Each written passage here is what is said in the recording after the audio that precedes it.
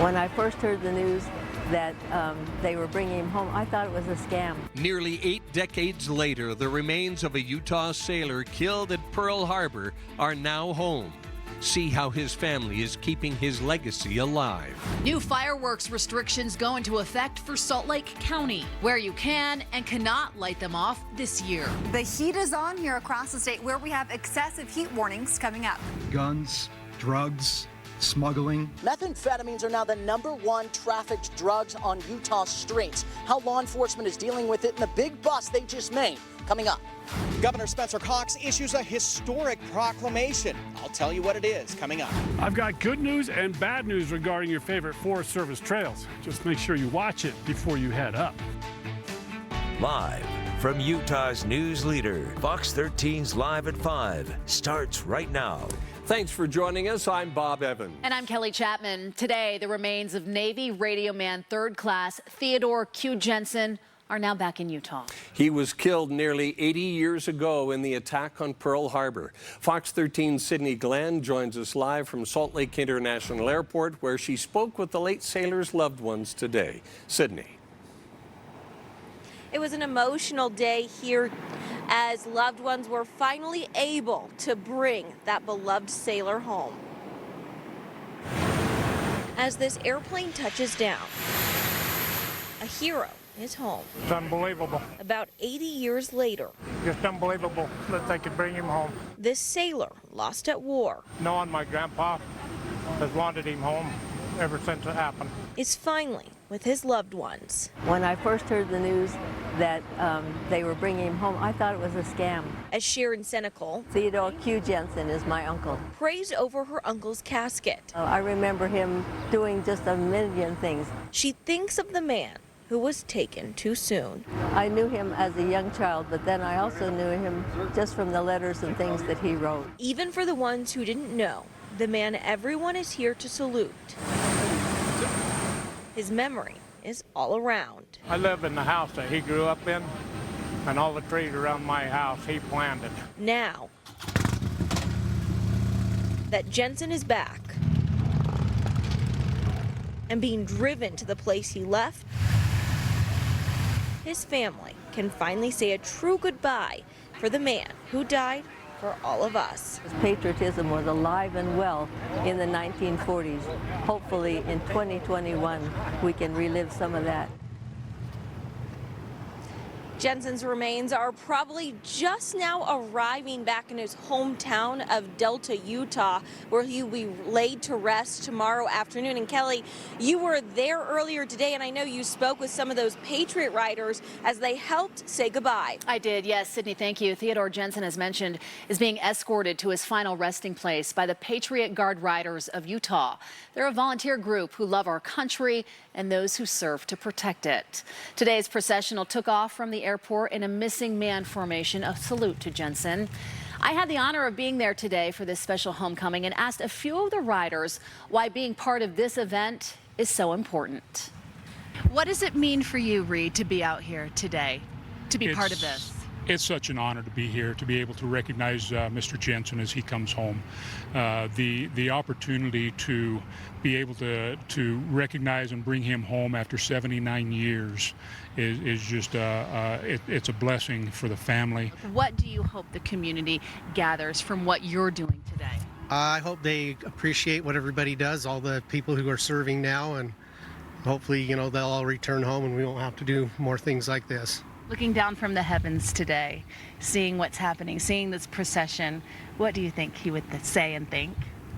I think he would be in awe, and he would say, I'm home. Thank you. Thank you for bringing me home. Navy Radio Man 3rd Class Theodore Q. Jensen's funeral will be held tomorrow at 1 p.m. at the R.J. Law Community Center in Delta. The public is invited to attend. We're following breaking news in Sandy, where police are investigating a suspicious death. Police say a person noticed a car that had been in the same spot on Riverside Drive near 97th South for a few days, and the car was beginning to smell. The body of a middle-aged man was found in the trunk. Investigators are now working to identify that man and determine the cause of his death. If you are in Salt Lake County wondering if fireworks are restricted in your neighborhood, you can now just search the County Emergency Management's webpage. The Salt Lake County Emergency Management has updated its firework restrictions this year to keep in line with the exceptional drought Utah is facing. They created an easy, searchable online map to see where you can and cannot light fireworks in the Salt Lake Valley. We've already had numerous major fires across the state of Utah. We're anticipating another busy wildland fire year.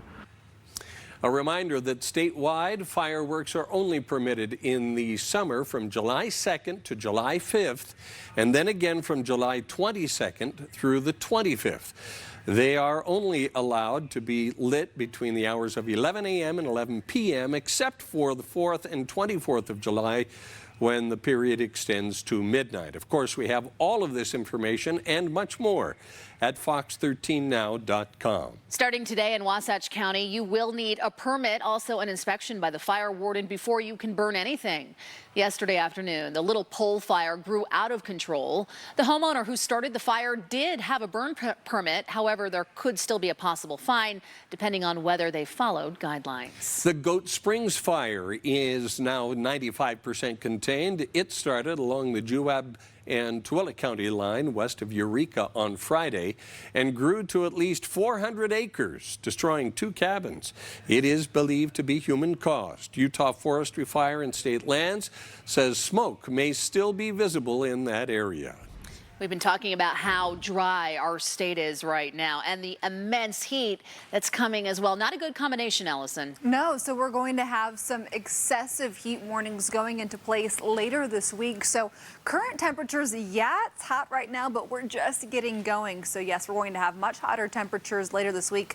Wasatch Front close to 80 to 90 currently. St. George just shy of that century mark, sitting at 97, and we'll have lots of dry days ahead. So Salt Lake the rest of this evening will keep those temperatures in the 80s until the 8 o'clock hour. By 9 p.m. we're 78 degrees, and we do have some very hot temperatures ahead. So high pressure is building. Record heat will be possible later this week, and I am tracking an excessive heat warning for southern Utah. So coming up later this hour, we'll talk more about what you can expect for the excessive heat warning, the UV index for tomorrow and how you can stay safe, plus how long will these hot temperatures last. All those details coming up this hour. Allison, thank you.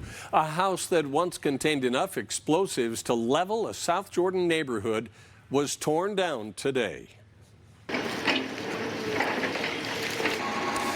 Last July, 3371 South Snow Moon Place was where police had an armed standoff with Ryan McManigal, and afterward they found a massive stockpile of explosives and were forced to evacuate the neighborhood. After months of working with the mortgage company to have the house demolished, the city of South Jordan was forced to take over after a trespasser triggered another explosion in the house last October.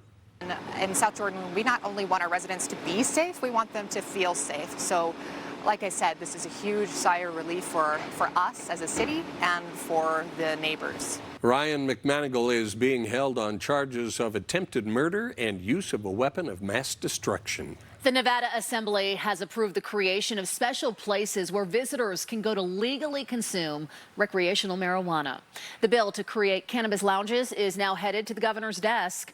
The state Senate approved an amendment to allow local municipalities to enact tougher restrictions. It could help West Wendover, which does see a lot of Utah visitors. The community has one dispensary, but right now it is not legal to consume marijuana anywhere other than a private residence. West Wendover Mayor Daniel Corona says he does favor cannabis lounges. It's unknown whether one will actually open in West Wendover. The Utah Highway Patrol has released a final total of calls they responded to over the holiday Memorial Day weekend. Troopers arrested 41 people for DUI, issued 2,027 speeding tickets and warnings, 61 of which were people driving more than 100 miles an hour. They also responded to 179 crashes, one of which was fatal, issued 298 seatbelt violation citations and stopped 8 reckless drivers. Troopers were busy. They were. Coming up, the changes new laws are bringing to officer-involved shootings. What District Attorney Sim Gill has to say about House Bill 237. And you know to watch out for bears and cougars in Utah's woods, but one of the tiniest creatures can cause great harm to hikers. Up next, the extreme arachnid season Utah scientists are warning about and what you can do to protect yourself. Utah lawmakers have passed new legislation that addresses the ways police can use deadly force. House Bill 237 was passed in the last general session and provides a new barometer for the justification of the use of deadly force, especially as it pertains to individuals who may only be a threat to themselves. We spoke in depth with Salt Lake County District Attorney Sim Gill today on Fox 13 News Live at noon. He explained that by writing these criteria into law, it provides a clear starting point for all agencies. And it's going to also demand from each law enforcement agency, from their leadership, to saying that we should really have a cohesive plan of that interaction, which has sort of historically been missing. We believe in it, but codification makes it a requirement. House Bill 237 breaks down instances in which the use of lethal force may be justified, including when a suspect poses a threat to someone other than themselves or is necessary to prevent a suspect's escape from custody after an arrest. Heat and sun are not the only things you should be protecting yourself from this summer. Scientists now warning of an aggressive tick season here in Utah. The Summit County Environmental Health Department says light snowfall this year, coupled by the extreme drought in the state, means right now is prime time for tick feeding, and they see you as a host. They say there are a few things, however, you can do to protect yourself. Find a bug repellent approved for ticks, avoid high grass and brush, and stay on the trail.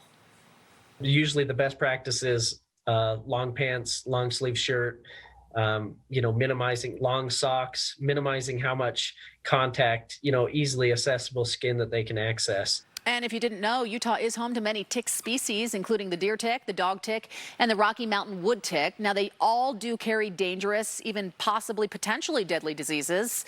The health department also encourages you to use a flea and tick collar to protect your animals. And always check for ticks, not only on yourself, but also your pets when you return home from a hike.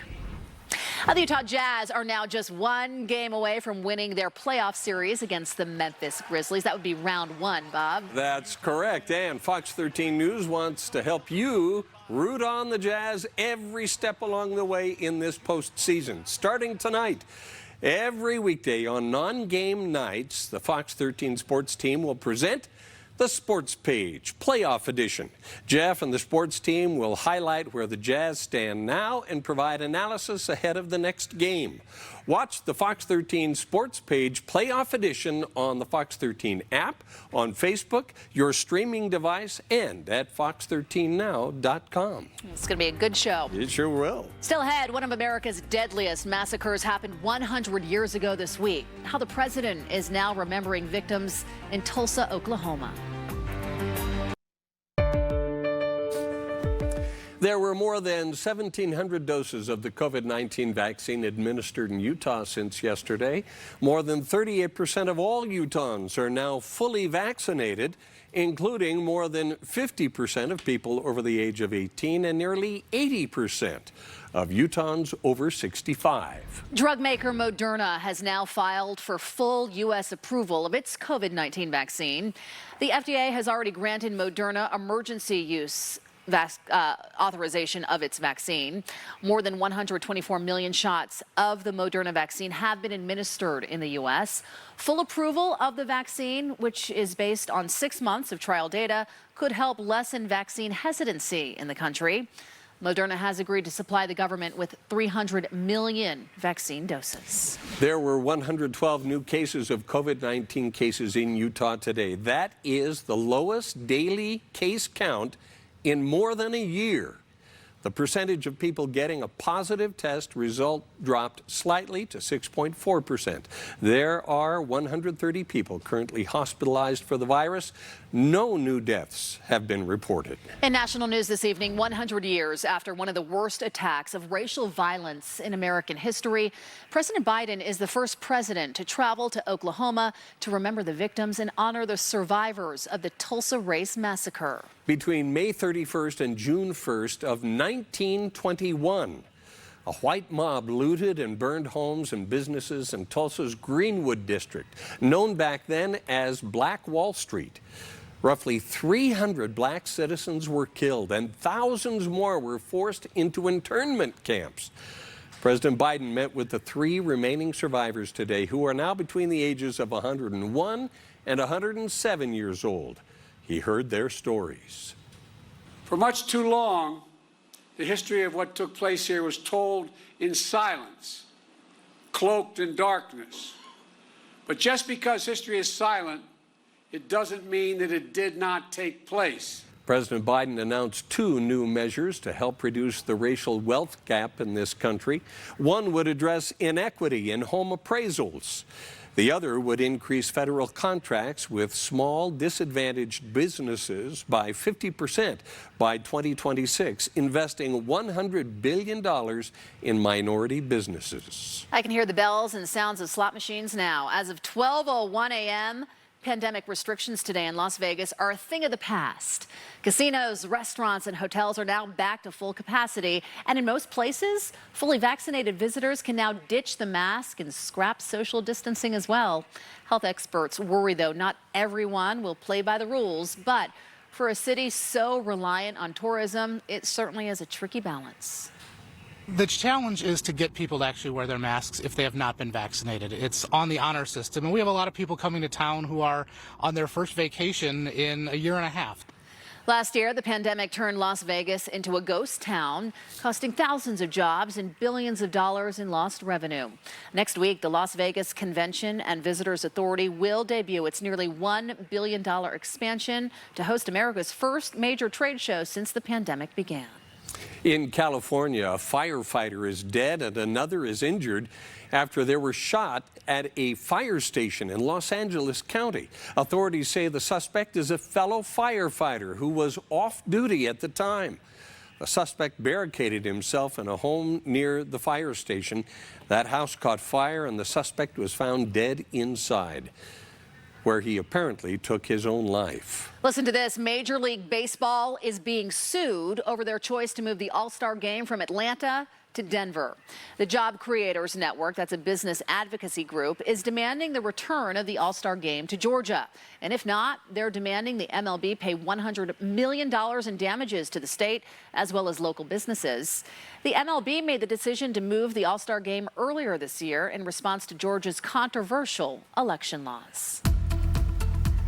Well, what a weekend we had here across Utah. We're going to have some very hot temperatures later this week, even hotter than today. Deer Valley Bald Mountain camera looking down towards Jordanelle because you will want to be on or around water heading into the next couple of days just because it's going to be so hot here across the state. Right now it's about 80 to 90, but trust me when I say things are just getting going here across the state.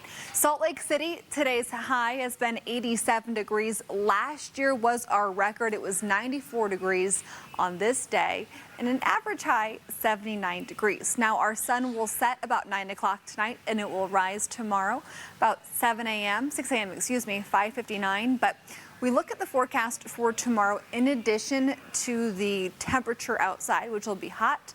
I'm also checking out the UV index. And the reason that I bring this up is because the UV index is the overexposure to UV radiation. And for tomorrow, our forecast here in Salt Lake City and for a lot of the state has made it to the extreme level, one of the highest numbers in the country for tomorrow. So a good tip, it's called the shadow rule. So what is that? It's an easy way to tell how much UV exposure that you are currently getting. And all you do is you go outside, you look at your shadow, and if it's shorter than you, it means you're getting higher levels of UV radiation. So that's usually the midday sun. Best to avoid that sun from about 11 to 4 tomorrow if you can. And if your shadow is taller than you, that means you're getting some lower levels. But if it's shorter than you, seek shade and protect your skin and eyes with at least broad spectrum SPF 15. So satellite and radar right now here across the state. We do have partly cloudy sky across southern Utah. Mostly clear here across the north. High pressure is the main setup for the next couple of days.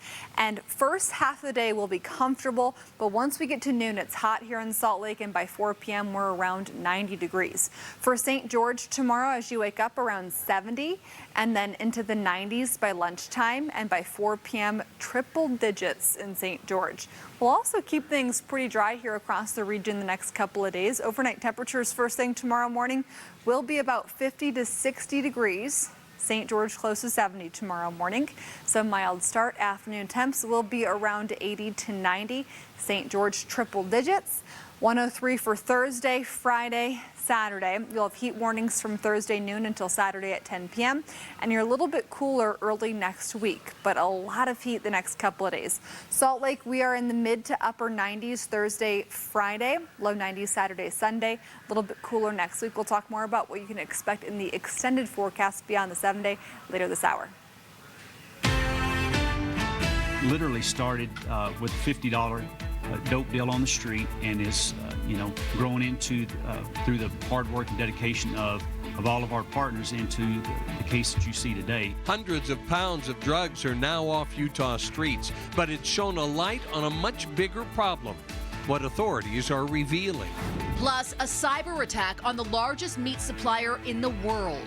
What we're learning about it and the impact this may have on consumers. And what a new study is revealing about the importance of sleep and its connection to mental health.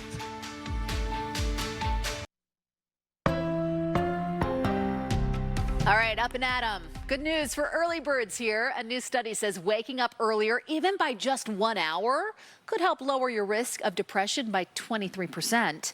A genetic study of 840,000 people examined the connection between sleep timing and mood. Researchers say the discovery could have important implications for a post-pandemic world, as many people working and learning remotely shifted to a later sleep schedule. I feel better already. You got up early this morning. That's right. Well, the world's largest meat supplier has been hit with a cyber attack. JBS USA is a leading processor of beef, pork, and other prepared foods in the United States. Yesterday, JBS said an organized cybersecurity attack targeted some of its servers for North America and Australia. It forced the cancellation of some work shifts at U.S., Canadian, and Australian plants. The company says there is no indication data had been compromised or misused, but JBS has a beef processing plant in Hiram, Utah. Calls to that plant today were answered by security, who said they were having computer problems and could not understand what we were saying. Bloomberg.com reports that plants here in Utah, Texas, Wisconsin, and Nebraska had canceled shifts. It's unclear how consumers might be affected by this cyber attack. Shares of AMC stock were up about 20% today. This comes after A Quiet Place Part 2 had the biggest opening weekend of the pandemic. It made $48 million over the 3-day holiday weekend in North America. Shares of AMC started rising last week as an online community on Reddit bought them as a way to hurt short sellers who bet against the company. Taking a quick look on Wall Street right now, the Dow climbed 46 points to close at 34,575. The Nasdaq lost 12. The S&P slipped 2.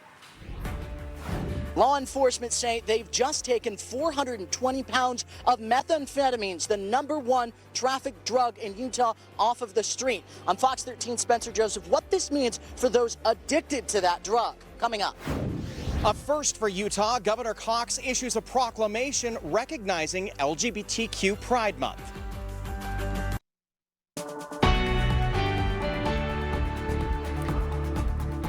Welcome back, everyone. Law enforcement officers in Utah say they've kept hundreds of pounds of drugs from reaching Utah streets and charged 32 people allegedly involved with a gang. Fox 13's Spencer Joseph is live with what this latest bust means for those struggling with addiction. Spencer. Bob, Kelly, and let's put this into perspective. The largest percentage of this bust, as well as the #1 trafficked drug on the streets of Utah right now, is methamphetamines. Now, to put this particular bust into perspective, the special agent in charge of the DEA in Utah says this is one of the top 3 busts he's seen in his time there. We are very pleased to be here today to be able to announce the removal of significant amounts of drugs from our streets. 32 alleged members of the Norteños gang have been charged with trafficking over 420 pounds of meth, 50 pounds of heroin, and thousands of fentanyl pills, as well as money and drugs through the Salt Lake Valley. When these prosecutors are on the case, it's game over for the criminal enterprise. Authorities say the local gang works with cartels in Mexico to move the drugs throughout our community. The #1 drug being trafficked right now in Utah is meth. This bust highlighting the bigger problem Utah has with methamphetamines. 2020, our office seized over 300 pounds of meth. This case, you'll look at over 400 pounds of meth. I've been homeless. I've been incarcerated, in and out of prison. I was addicted to meth for 15 years. It kills the person you are inside, for sure. AJ Collette is a recovering meth addict, and when asked what his perspective on this bust is. I think, honestly, the biggest takeaway is that people's lives are going to be saved. Not only because of the usage, but the violence as well. When I started doing meth, I became extremely violent. I'd rob people to feed my addiction. I thought everyone was out to get me, so I carried a gun or a knife. I just became really violent. It just does something to you. It changes you. There's more violent crime tied to meth than there is any other narcotic. It's not just the gang that becomes dangerous, it becomes the addict. Cartels moving drugs in Utah has marked a concerning trend. I was in Metro gangs in the 90s. Meth was there, but it was all local. The Mexican cartels see an opportunity, and they've jumped on that opportunity. So with this bust, law enforcement hopes it sends a message to Mexico. But for the addict that's buying these drugs on the street, AJ Collette has this message. Man, like my worst possible day that I could ever have today is still a million times better than my best day when I was using drugs. The ATF, the DEA, the IRS, the U.S. Attorney's Office, the U.S. Marshal's Office, the Salt Lake County Sheriff's Office, and the Unified Police Department are just some of the agencies that came together on this, saying that the local, state, and federal partnership specifically on this case is one of the best they've ever seen. Live in downtown Salt Lake City, Spencer Joseph, Fox 13 News, Utah. Thank you, Spencer. Treatment centers in Utah say they are seeing a spike in the number of patients and those hoping to get clean. We spoke with the Odyssey House today about what they are experiencing as a treatment center. Looking at those headlines and thinking, these are real people, these are mothers, fathers, children, brothers, sisters who are using this drug that is incredibly addictive. About 50% of our clients at any point in time come in with a primary diagnosis of amphetamine use disorder. If you or a family member are struggling with addiction, you are encouraged to make use of community resources and seek treatment immediately. It has been a historic day for the Beehive State as Spencer Cox became the first Utah governor to issue a proclamation commemorating LGBTQ Pride Month. Ben Winslow has more from Utah's Capitol Hill. Governor Spencer Cox took a lot of people by surprise when he issued the proclamation, including leaders in Utah's LGBTQ community. Salt Lake City Mayor Aaron Mendenhall raised the LGBTQ pride flag over City Hall, kicking off the annual Pride festivities. Governor Cox issued a Pride Month declaration for our communities. Governor Spencer Cox is the first governor in Utah to issue a proclamation acknowledging pride. It's about celebrating the diversity that exists very strong in our capital city, but is throughout the state of Utah. And I think it's right and appropriate and welcome that our governor is finally recognizing that. The proclamation says we must encourage relevant and vital conversations about what it means to love each other, understand our differences, and support our LGBTQ friends and family members. It acknowledges many don't feel accepted and suffer higher rates of mental health challenges as a result, and also calls on the state to be more inclusive. I'm really proud of him and honored to serve alongside an executive that's willing to, put his neck out there. Senator Derek Kitchen actually sued Governor Cox's predecessor for the right to marry before he entered politics. He says it's a sign of how far LGBTQ rights have come in Utah. That being said, it's clear that we have more work to do. This last legislative session, we had some really hurtful and quite frankly harmful legislation put forward targeting trans girls in sports. We are hearing rumblings that this is going to be coming back. As they get ready for this year's Pride Festival, LGBTQ leaders in the state say it is progress. I think it's a big step for Utah. I love it. Yeah, Spencer Cox is amazing. Governor Cox is wonderful to our community. It's wonderful to see an individual in that role from a rural community who still leads with his heart. Salt Lake County Mayor Jenny Wilson will be issuing her own Pride proclamation later this week. On the Hill, Ben Winslow, Fox 13 News, Utah. Well, Utah is hosting 2021's first major in-person Pride event, and the festivities kicked off this morning, as you saw, with the raising of the Pride flag at the Utah Pride Center. Utah Pride Week will replace the traditional festival and parade with events designed with the pandemic in mind, despite changing COVID restrictions. Organizers opted to make the change after last year's events were canceled due to the pandemic. Sometimes we fall down, and sometimes we have great successes, but this community keeps going. As Ben mentioned, Utah Pride Week events started today. They will continue through next Monday. For a full list of events or for tickets, go to fox13now.com. Starting this fall, Weber State University will be the first in Utah to offer an LGBTQ studies program. Students will be able to learn a queer studies, quote-unquote, minor through this new program. The program will look at sexuality and gender identity and how they intersect with race, ethnicity, class, nationality, religion, age, and more. To learn more, go to fox13now.com. Salt Lake police have now identified a teen who was killed over the weekend. Investigators say someone shot and killed 19-year-old Malik Saeed at a house near 24th East, 17th South on Friday night. Saeed later died at the hospital. The suspect is believed to be driving a lime green Dodge Charger or Challenger with black stripes. If you have any information that can help crack this case, call Salt Lake City Police. Firefighters in West Valley City are trying to figure out what caused an RV to go up in flames early this morning. Crews were called to 3850 South, 4400 West just after 6 a.m. When they arrived, the fire had spread to a carport and a house with 6 people inside. Everyone inside got out safely. No one was hurt, but the RV was destroyed and the home was damaged. Moab police now looking for a young man wanted in connection with a theft. Take a good look here. Police posted this photo on Facebook showing a man wearing a floppy hat and face mask and holding a longboard. Investigators say he is responsible for a theft at the Walker True Value store in Moab yesterday. If you recognize him or have any information, call Moab police. Think you know fake news when you see it? There's a new study by the University of Utah about that, and you may be surprised by what it found. The results coming up. And coming up, I'm tracking excessive heat warnings in Utah. Plus, how long will this heat last? Your extended forecast is coming up. We're back in 60 seconds.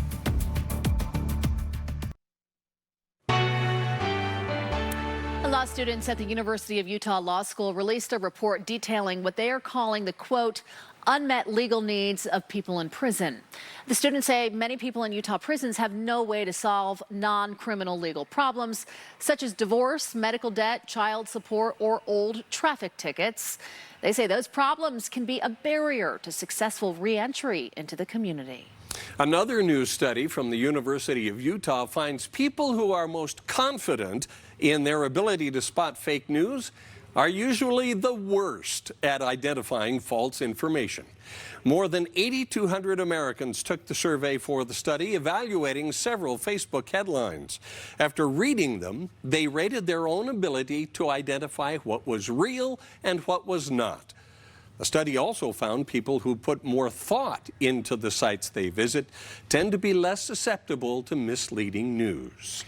Still to come, if you drive through the Sugar House area often, listen up. A new construction project started today. Which roads will be disrupted and how long the project is expected to last.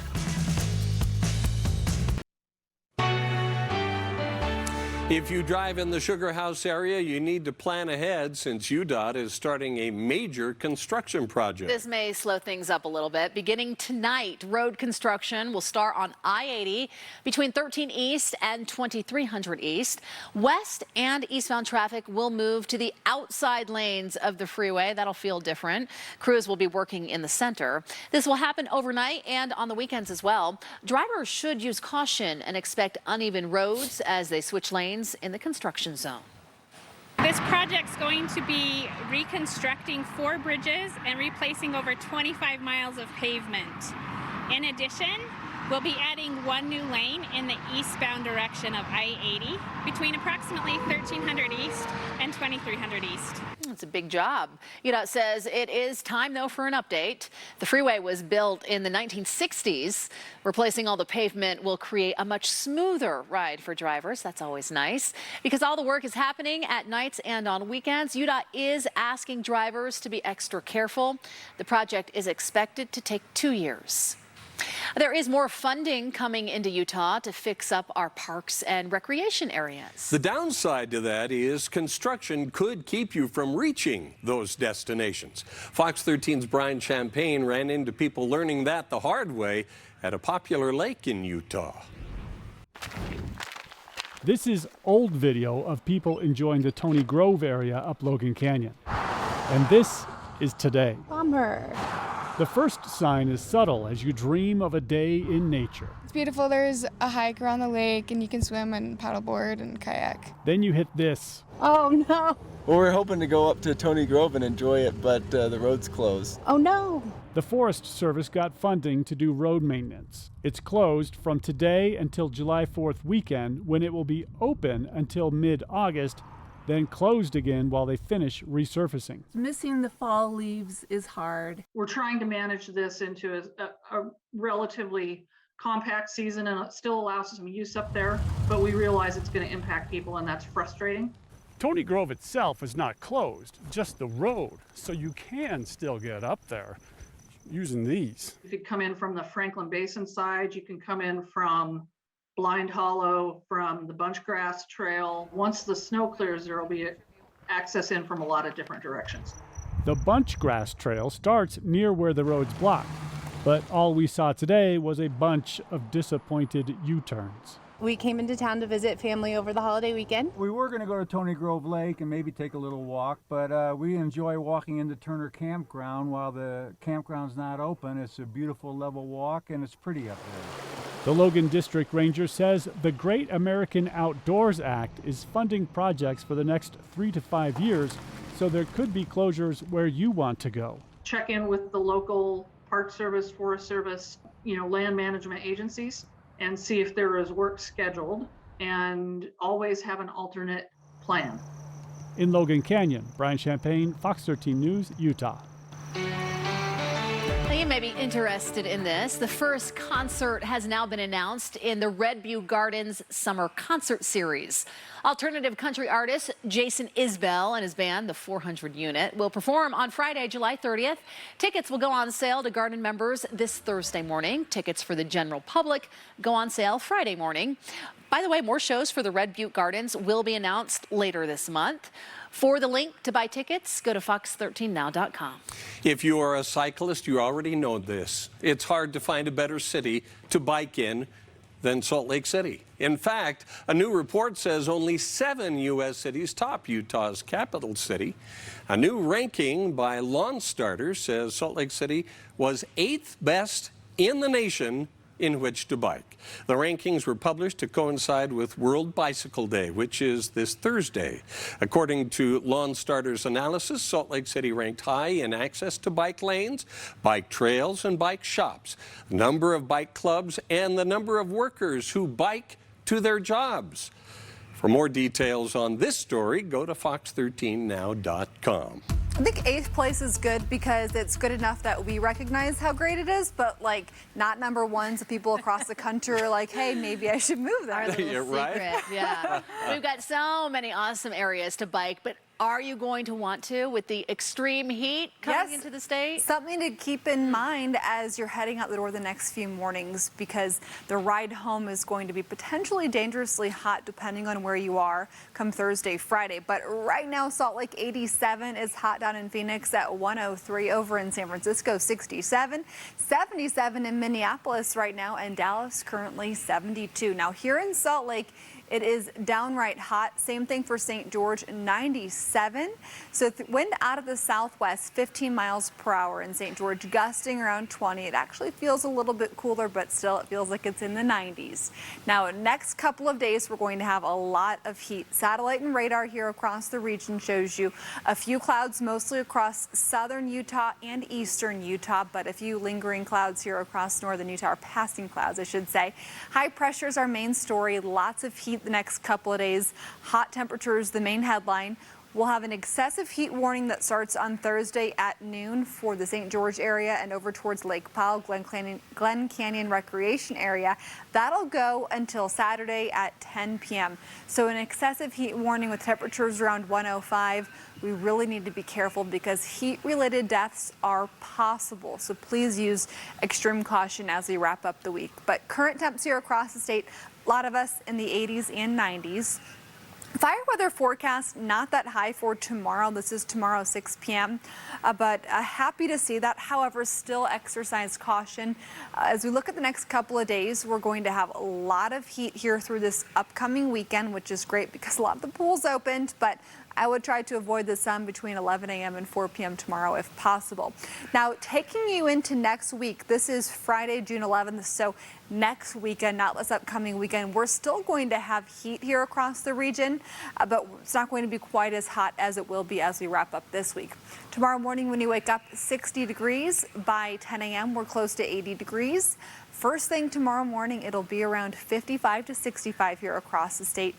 By tomorrow at 4 p.m. and 5 p.m., it'll be around 80 to 90 degrees. St. George in the low 100s. And we'll keep things pretty dry the next couple of days. So as we walk you through this forecast, there is a chance for a few light showers Saturday along the spine of Utah, but that's not going to be anything to really write home about.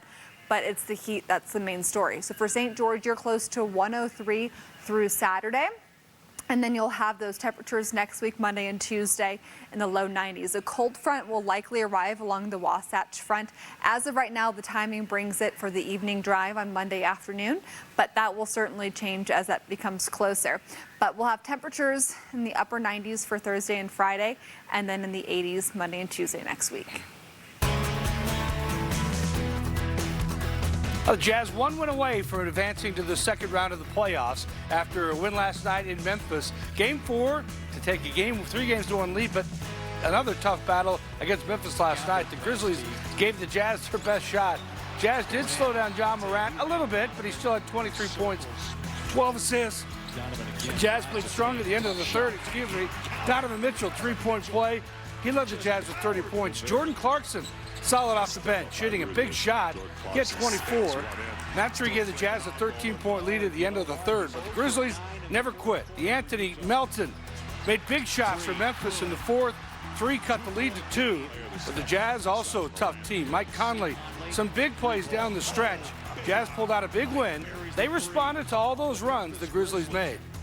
For us, it's kind of just trying to stay steady through it all, trying to stay steady, trying to understand that execution and discipline down the stretch is what we need most. And when we're able to do both of those things on both ends of the floor, I think it allows us to put stretches together where we stop a 9-0 run and put our own 14-0 run together. Allowing us to get a little bit of breathing room to win these games down the stretch. They're a team that's never going to quit. Up 30, down 30, it doesn't matter what quarter it is. And, hats off to them for that. But the biggest thing is when you have a team that's always going to be aggressive, always trying to continue to fight, you got to be smart with the basketball. If you want to be the team you want to be, that's going to be the game, throughout the playoffs. So that's really what it is for us. Just continue to be sharp mentally, up 10, down 10, and go out there and do what we do. The most important, more than anything, is be able to keep trusting each other when you get stuff. And when it gets tough, I feel like we raise our level and we raise it together. It's not just one guy. Our communication goes up, our physicality goes up, and it's almost like our awareness goes up. So we go to find each other, find the open man, more easily, and he ends up in wins. We are starting something new tonight at 6:30. We'll be live on Fox13Now.com, the Fox 13 app, our Facebook page, and all streaming devices. The sports page, playoff edition. Andrea Urban and I will break down last night's Jazz game in Memphis. We'll have more playoff sound from the players and Coach Win Snyder, and we'll look forward to Game 5. Should be a lot of fun. We'll be right back. It's only going to get hotter, you know. Yep, later this week. Yeah, yesterday was a precursor to the rest of the week. Mm-hmm. And so get out your parasol there, Alice. We'll need it, right? Can you guys believe it's June 1st? It's the best month ever. Yeah, isn't that something? Just time is speeding up. Like that. You must like the heat, Allison, if June is the best month ever. And my birthday is this week. Ooh. That's why. Let's start Selfish celebrating. reasons. We'll see you at 9.